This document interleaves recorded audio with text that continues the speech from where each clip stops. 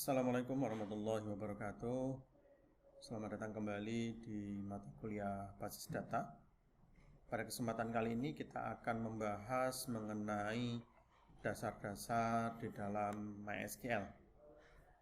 Ya, sebenarnya kita overview sebentar apa itu MySQL. MySQL merupakan database server ya yang bersifat open source, dan ini merupakan salah satu database server open source yang termasuk paling banyak digunakan ya. Dimana MySQL ini kenapa banyak digunakan? Karena MySQL ini dia multi platform ya, artinya bisa dijalankan di berbagai macam sistem operasi ataupun platform-platform lainnya, baik di mobile Windows, mobile desktop Windows dan lain sebagainya. Kemudian merupakan salah satu bentuk database server yang berbasis relasional atau database relasional. Nah, sebagaimana kita ketahui bahwasanya database relasional ini sampai sekarang merupakan salah satu bentuk database yang paling banyak digunakan ya, meskipun nanti ada skema yang lain, misal kalau mau pakai non relasional NoSQL ya. Di mana MySQL ini salah satu database server yang berbasis relasional. Artinya relasional ini nanti tentunya dia berbasis tabel dan tabel gitu ya. Nah, MySQL sendiri bisa dipakai untuk database pribadi ya, atau pada level corporate berskala kecil hingga besar. Nah, banyak sekali saya kira aplikasi-aplikasi yang dibangun, aplikasi web server yang dibangun, kemudian dia memanfaatkan database server menggunakan MySQL ya. Saya kira sangat banyak sekali, baik di kalangan personal, mungkin orang bikin blog atau bikin e-commerce, atau bahkan mungkin untuk sistem sekelas portal di OSM, kalau saya tidak salah ingat ini masih menggunakan MySQL ya. Tentu banyak pertimbangan kenapa ini dipakai ya. Tentunya kalau tadi yang kita lihat sifatnya di open source, berarti dia lisensinya gratis ya, free, bisa dikembangkan. Kemudian salah satu yang primadona yaitu multi platform ya. Selain bersifat free, ada yang juga yang bersifat komersial. Jadi ada yang free, tetapi ada juga MySQL yang berbayar ya. Nah, ini kalau Anda pakai MySQL mungkin level yang berbayar karena dia sudah masuk ke dalam Oracle kalau saya tidak salah ingat, maka yang berbayar itu nanti bisa Anda gunakan untuk versinya yang Oracle. MySQL sendiri dia mendukung atau support terhadap pengaksesan data query atau bersifat penggunaan relasional database ya. Tentunya ini tidak lari jauh dari pengaksesan query data ya.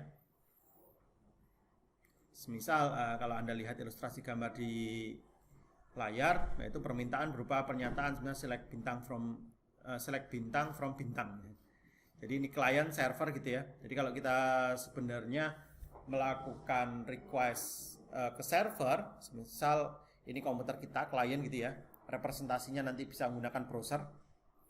Kemudian ini server kita. Nah, misal kita perintahkan select bintang from bintang gitu ya, dikirimkan ke server, kemudian nanti server akan memberikan hasil data yang diminta. Nah, ini kurang lebih bentuk daripada komunikasi client server dalam proses dalam database server.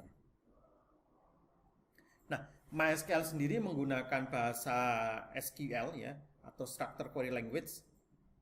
Ini kembali lagi ini bentuk yang saya kira paling standar ya, paling standar yang digunakan di dalam pemrograman database di hampir semua aplikasi yang ada. Ini saya kira ketika seseorang belajar pemrograman database atau belajar suatu database pasti akan berkenalan dengan SQL, meskipun sekarang sudah ada, tadi sampaikan saya singgung, ada NoSQL.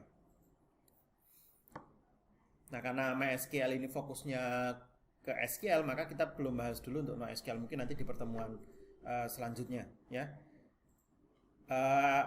SQL sendiri ini digunakan untuk mengakses basis data yang sifatnya relasional ya. Tadi saya sampaikan bahwa MySQL ini untuk data-data yang relasional berbasis tabel gitu ya. Bersifat standar, bisa dipakai untuk basis data relasional lainnya. Jadi Kalau Anda menggunakan misal Access gitu ya, Microsoft Access itu juga pakai relasional, bahasanya pakai SQL itu juga bisa, Oracle ya. Nah, perintah yang ada di dalam SQL itu dibagi menjadi dua. Ada DDL, ada DML. Ada Data Definition Language, ada yang disebut dengan DML, Data Manipulation Language. Nah, ini kita bahas DDL dulu. DDL ini digunakan untuk kepentingan penciptaan database. Ya, jadi mungkin singkatnya gini ya, kita tidak bisa melakukan perintah DML, Data Manipulation Language, sebelum kita menjalankan beberapa perintah di dalam DDL, Data Definition Language. Karena pada prinsipnya DDL ini digunakan untuk menciptakan database, tabel, hingga yang lebih lanjut mungkin kalau Anda mau menghapus database atau tabel tersebut. Contoh perintahnya ada create database, create tabel, ada drop tabel, alter tabel gitu ya. Jadi ini lebih cenderung kita belajar secara bahasanya. Tapi kalau nanti Anda mungkin pakai tool semacam XAMPP ataupun WAMPP dan lain sebagainya, mungkin nanti bentuknya sudah ada GUI-nya, ada button-nya.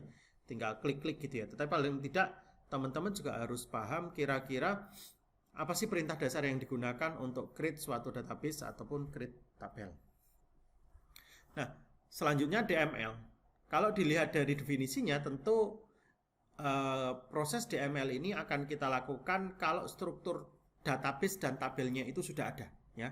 Kenapa? Karena kalau kita lihat dari definisinya saja, data manipulation language berarti kita melakukan manipulasi ya, atau bahasa yang digunakan untuk memanipulasi data. Jadi suatu bahasa yang digunakan untuk manipulasi data. Nah, digunakan memanipulasi data kan gitu ya. Ada beberapa perintah dasar yang digunakan di dalam DML, ada select ya. Select ini digunakan untuk mengambil data.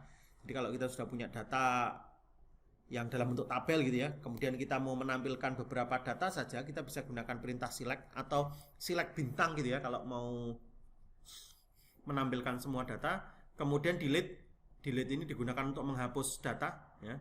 Kemudian insert ini untuk menyisipkan data atau memasukkan data.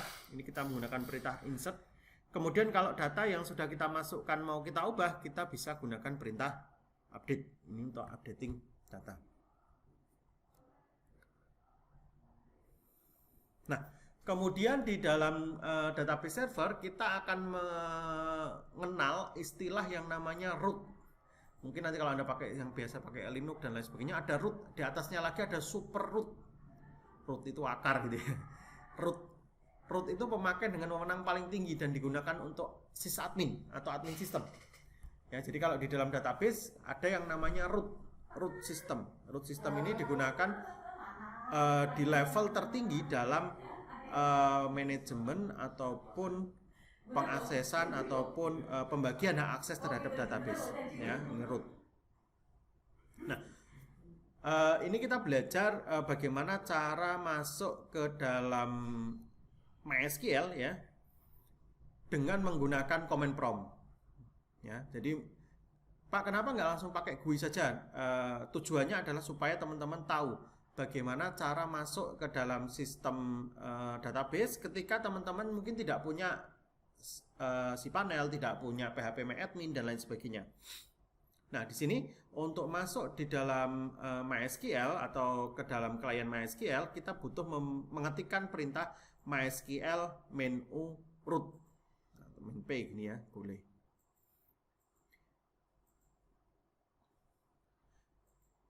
Ketikkan password, nanti kalau ada passwordnya baru tekan enter.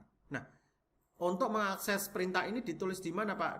Anda harus masuk ke dalam direktori bin pada MySQL Anda. Ini contoh program file MySQL server .5 ini pakai MySQL server bin. Kalau Anda pakai XAMPP berarti biasanya nanti C program file atau C XAMPP / bla bla bla sampai bin. Nah, nanti baru perintah ini kita ketikkan MySQL menu root ya. Kalau Anda pakai XAMPP berarti biasanya tanpa password ya, tapi kalau yang di sini contohnya dia masih menggunakan password ya. Nah, kita coba ilustrasi sekarang. Semisal kita membuat suatu buah database dan tabel ya. Nama databasenya itu pegawai ya. Di dalam database pegawai kita mempunyai 3 buah tabel. Ada tabel pribadi, ada tabel pekerjaan, dan ada tabel bagian ya. Jadi semoga teman-teman tidak lupa bahwasanya di dalam database itu pasti ada berbagai macam tabel gitu ya.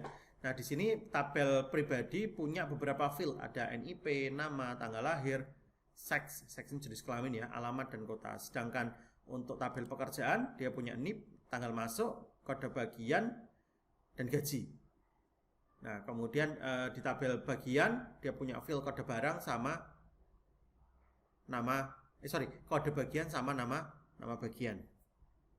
Ya, nanti ini tabel utamanya ada pribadi sama bagian, dia berinteraksi. Nah, kalau Anda lihat di sini masih ingat ya, NIP ini berarti dia nanti primary key, ini primary key. Di sini apa? Dia jadi foreign key, jadi foreign key ya.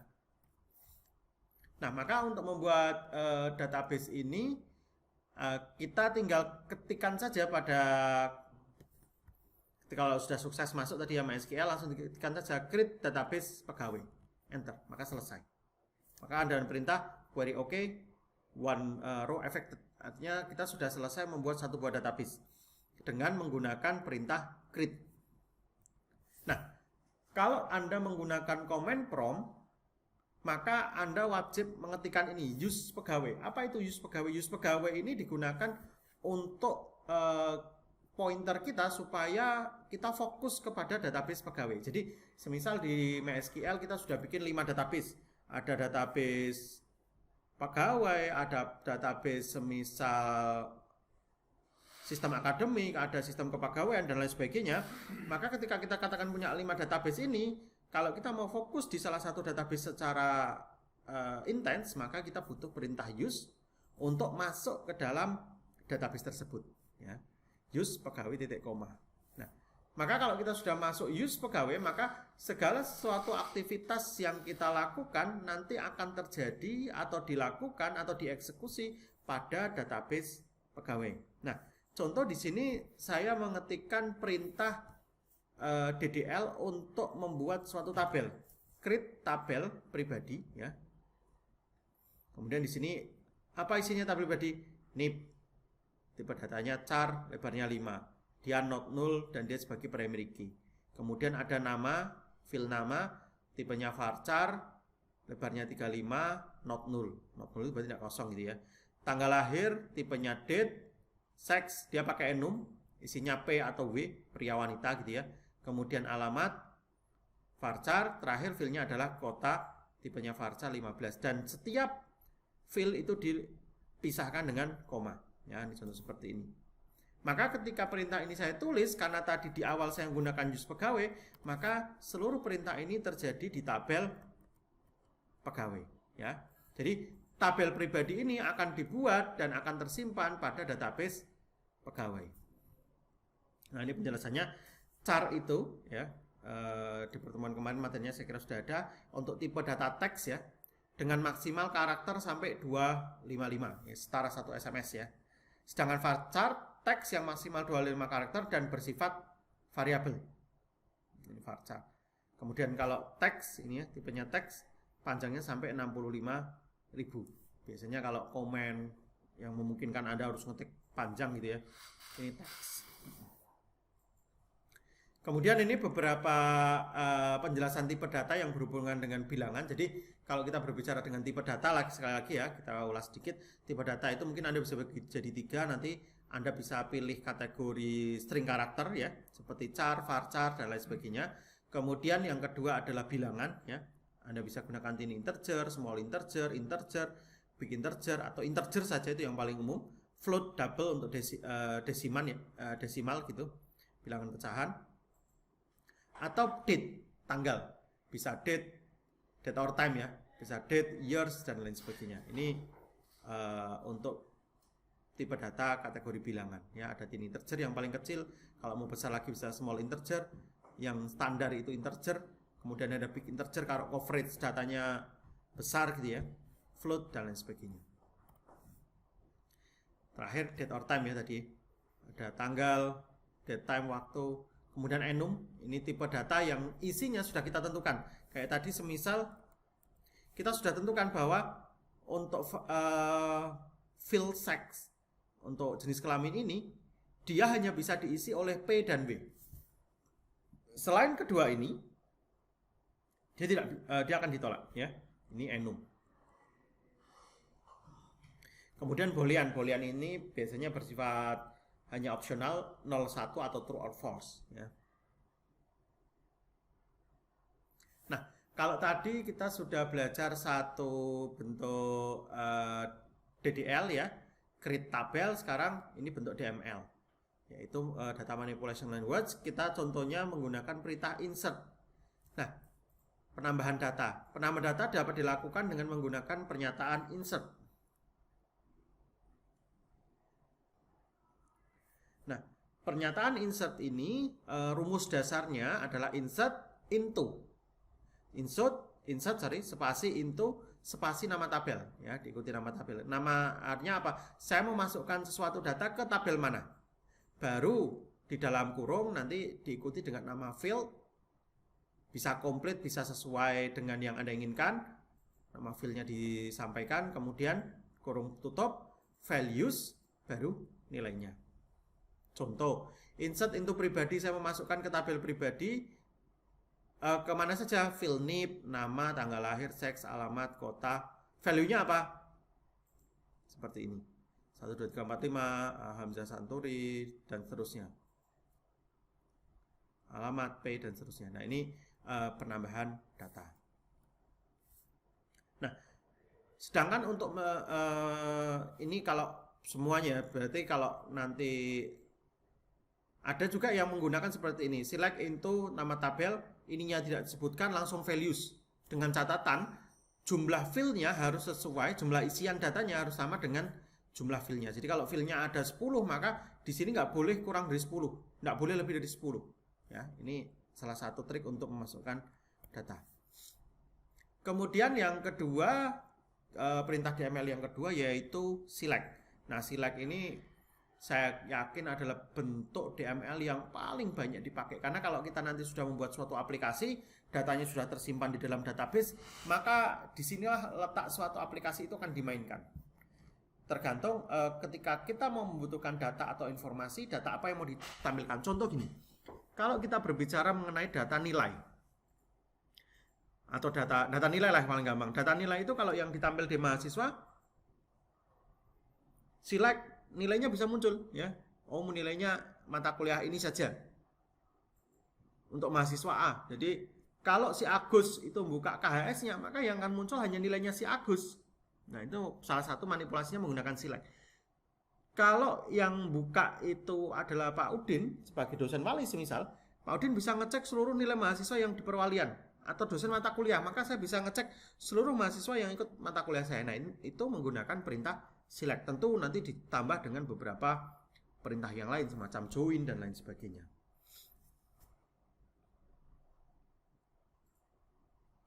Nah, ini contoh DML gitu ya. Nanti Anda coba tambahkan bagaimana cara memasukkan data ini ya. Nanti saya tulis di e-learning ya. Silakan nanti Anda bisa jawab di e-learning ya. Tambahkan data berikut, ada data cukup banyak ini. Bagaimana cara memasukkannya ya. Untuk data yang kosong nanti ditulis dengan 0. Nah, ini slide ke berapa ini? Berarti slide ke 18. Ya, nanti ini bisa Anda kerjakan di e-learning. Nah, ini penambahan data dengan filter tertentu. Contoh tanpa mengisi tanggal lahir dan kota. Insert into pribadi ya. NIP, nama, seks. Cuma 3 saja. Bisa enggak? Bisa. Cuma NIP, nama, jenis kelamin. Yang lainnya enggak ikut Pak Udin. Bisa? Bisa. Nah, kalau modelnya seperti ini, insert into pribadi, berarti tetap di tabel pribadi. Field-nya saya tentukan. Tidak semuanya saya tulis. Oke, enggak masalah. Tetapi ketika Anda masukkan values, maka value-nya harus sesuai dengan field yang Anda sudah tentukan. Ini kalau kita mengisi penambahan data dengan filter tentu saja. Kemudian ada perintah yang bisa digunakan untuk melihat struktur tabel, yaitu description. Dash nama tabel, contoh dash pribadi. Ini digunakan untuk apa Pak Udin? untuk melihat struktur tabel yang kita pakai, ya, dash pribadi. Maka kita melihat struktur tabel pribadi ini dia punya field apa saja, tipenya apa, null atau tidak, ada primary key-nya atau tidak, dan lain sebagainya. Ya, ini contoh. Kemudian mengganti nama field. Nah, ini salah satu DML ya, DML juga. Kalau mengganti field berarti menggunakan perintah di sini alter tabel. DDL ya ini. Contoh ini dia pakai alter.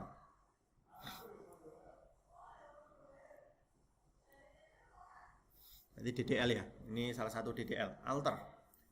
Digunakan untuk mengganti field. Kalau yang update ya, itu digunakan untuk mengganti isi data, itu DML ya. Kalau ini strukturnya.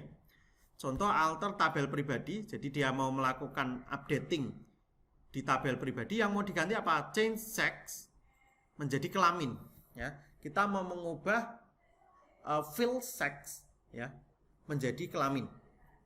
Tipenya masih sama, masih enum PW seperti ini. Jadi cuma ganti nama fieldnya dari sex menjadi kelamin. Kemudian untuk melihat hasilnya kita tinggal menggunakan perintah seperti ini. Dash pribadi, maka seharusnya ini nanti seks di sini akan berubah menjadi kelamin, ya, jenis kelamin seperti itu ya. Nah, kemudian di sini kita juga akan merubah change tabel pribadi, change kota varchar 20. Apa yang dirubah Pak Udin? Di sini kota varchar 20. Oh, tidak ada perubahan berarti ya.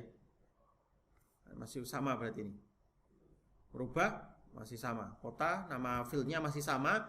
Varchar masih tipenya masih sama. Varchar tipenya juga masih sama 20. Ya. Nah, kemudian kita juga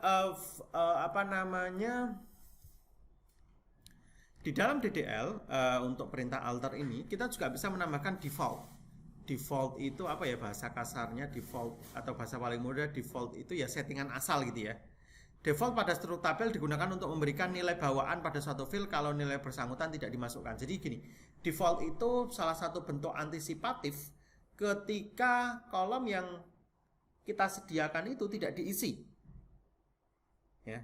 Contoh di sini alter tabel pribadi change, jadi tabel pribadi kita mengubah apa? Kelamin ke kelamin sama, masih sama. Tipenya enum, default P. Artinya gini, kalau seseorang menginputkan data ke tabel pribadi, kemudian dia lupa menginputkan jenis kelamin, maka defaultnya akan diisi pria. Jadi kalau dia lupa mengisikan jenis kelaminnya, maka secara default akan ditulis pria.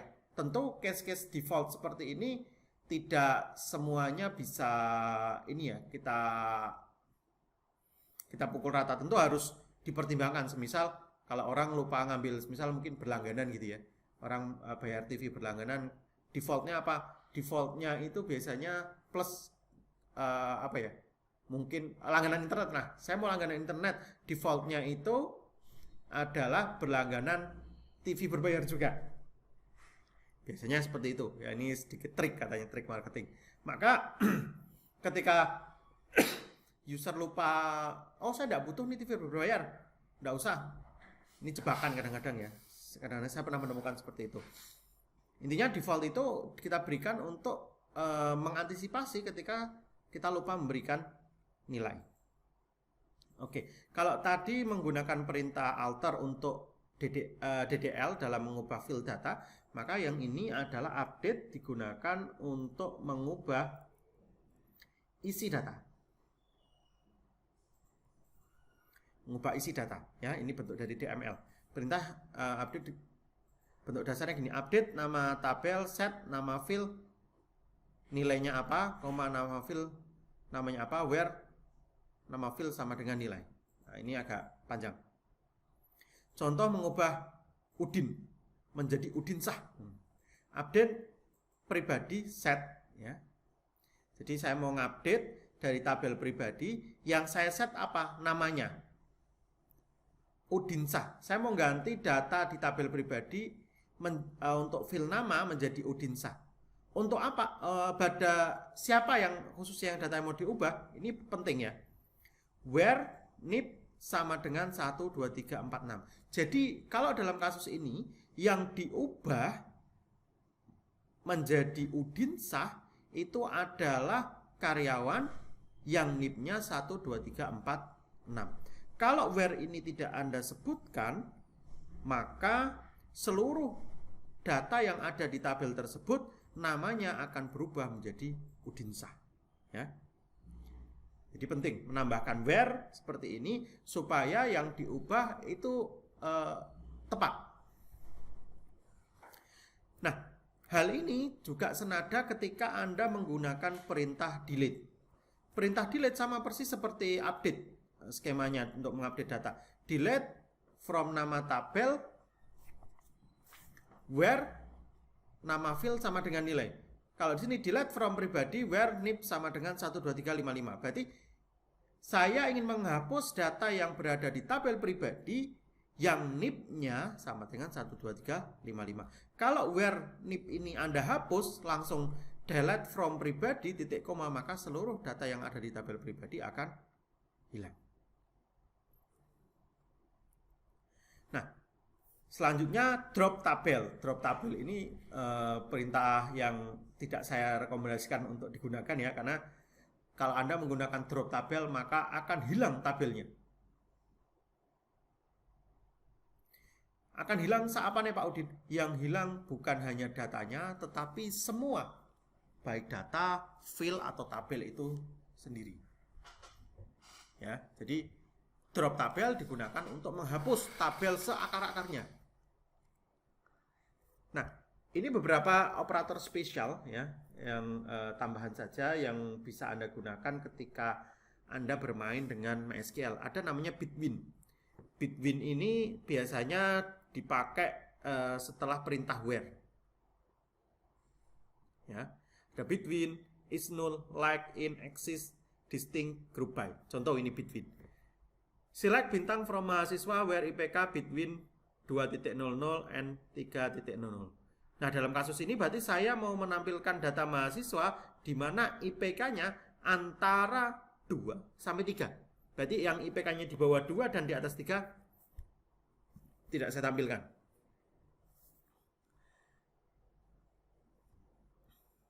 Nah, perintah ini bisa juga diganti seperti ini. Select bintang from mahasiswa where IPK lebih besar sama dengan 2 and IPK lebih kecil sama dengan 3.00. Jadi ini perintah yang sama tetapi secara eksplisit di sini menggunakan Bitwin. Jadi lebih simpel mungkin secara logika ya. Bitwin digunakan untuk menentukan range tertentu, range nilai. Is null digunakan untuk mengecek apakah suatu atribut bernilai kosong atau tidak. Is null itu kalau dalam praktek ini coba kita lihat ya. Select bintang from wali where jabatan fungsional is null. Jadi dia ngecek di tabel wali ini di mana dia jabatan fungsionalnya is null. Kalau yang ini select bintang from mahasiswa where alamat is null. Is null itu gini. Kalau yang bawah aja mungkin kasusnya lebih mudah. Select bintang from mahasiswa where alamat is null. Kita mau ngecek siapa sih mahasiswa yang belum menginputkan alamat kan gitu. Kalau sekarang dalam kasus vaksinasi gitu, select bintang from mahasiswa where keterangan vaksin is null. Jadi kita mau ngecek siapa sih mahasiswa yang belum vaksin atau belum melaporkan keterangan vaksin. Nah, ini logikanya seperti itu untuk pemanfaatan is null. Like ini digunakan untuk mengecek apakah suatu atribut mengandung string karakter yang mirip. Jadi ini cukup banyak sekali dipakai ya, saya juga sering pakai. Select bintang from wali where nama like Santo. Jadi ini penting ini teman-teman. Penambahan persen ini ya. Nah, persen seperti ini di depan belakang artinya gini. Saya mau nyari data nama yang ada di tabel wali yang namanya itu ada Santonya. Belakang depannya bebas, bisa Ahmad Santos, bisa Santo Kurniawan dan lain sebagainya. Nah, kalau persen ini dibuang maka dia akan spesifik. Saya mau nyari orang yang namanya Santo. Nah, tanpa adanya embel-embel seperti ini. Bisa jadi Santo ini di tengah. Santosius misal gitu ya. Kan beda dengan Santo ya. Select from mahasiswa where alamat like complex persen. Jadi kita nyari secara eksplisit ya. Ini perintah like. In ini digunakan untuk mengecek apakah suatu nilai, suatu atribut terdapat dalam suatu daftar himpunan atau tidak. Nah, ini juga sering dipakai. Select bintang from wali where jabatan fungsional in asisten ahli, lektor. Jadi saya mau nyari data di tabel wali ini yang jabatan fungsionalnya itu asisten ahli dan lektor in.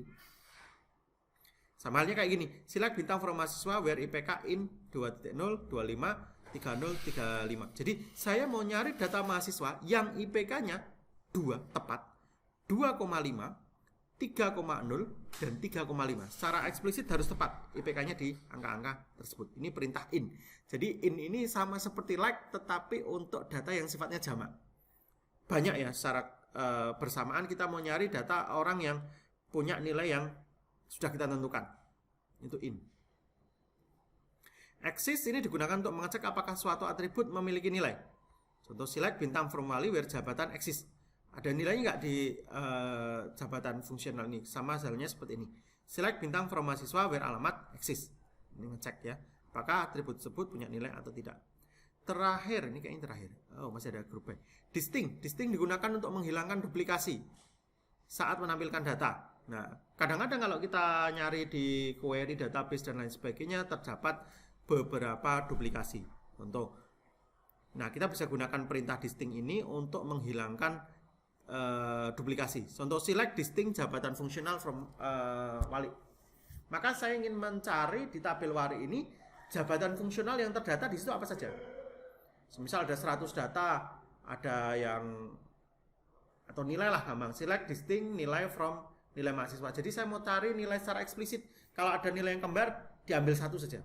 Jadi saya mau tahu sebaran nilai mahasiswa itu berapa saja. Variatif tidak? Jadi nilai yang kembar saat ditampilkan maka tidak ditampilkan. Kemudian ada top digunakan untuk menampilkan data sebanyak baris pertama. Contoh select top 10 nama NIP from wali. Jadi hanya menampilkan 10 nama saja dari tabel wali. Nah, ini perintah top. Kemudian ada group by. Oh, masih sedikit lagi. Group by ini digunakan untuk mengelompokkan data berdasarkan item tertentu. Ini sudah agak lumayan ini. Nanti coba di praktikum kita praktekkan.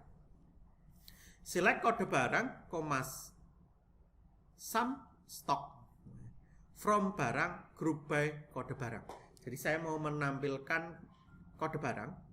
Kemudian kode barang misal 001 dicek stoknya ada berapa dari tabel barang, kemudian nanti akan dikelompokkan. Kelompoknya dikelompokkan berdasarkan kode barang. Jadi ada pengelompokannya. Nah, contoh ini select kode barang, harga sum stock from barang where harga lebih kecil dari 5.000 group by kode barang, harga. Jadi nanti data yang akan muncul adalah kode barang, harga sama ini ya, stok yang sudah di total, di jumlah dari tabel barang, di mana yang ditampilkan hanya yang harganya lebih kecil sama dengan 5.000. Dan nanti pengelompokannya diurutkan, kode barang urut dulu, baru harga.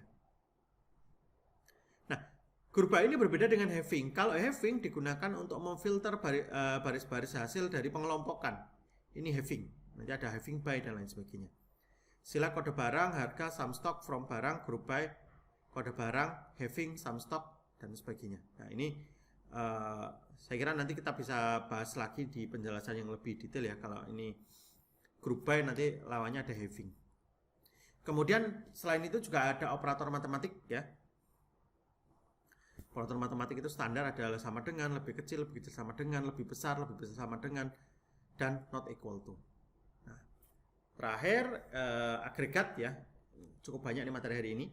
Ada fungsi-fungsi agregasi yang biasa digunakan. Ada sum untuk menjumlah ya, kayak tadi kita sudah pakai. Ada average untuk rata-rata. Ada count untuk menghitung data yang ada isinya. Ada max untuk nilai maksimum, min untuk nilai minimum ya. Saya kira itu untuk materi kita hari ini. Jangan lupa nanti di e-learning Anda bisa jawab di slide di 18 ini bagaimana cara menambahkan data ini dengan perintah insert. Anda bisa gunakan skema insert seperti ini, insert into yang seperti ini, atau model yang di contoh nomor 16 ya. Saya kira itu untuk pertemuan kita hari ini. Terima kasih. Jika ada pertanyaan nanti bisa ditulis di e-learning atau ditulis di kolom komentar. Saya kira itu. Terima kasih. Wassalamualaikum warahmatullahi wabarakatuh.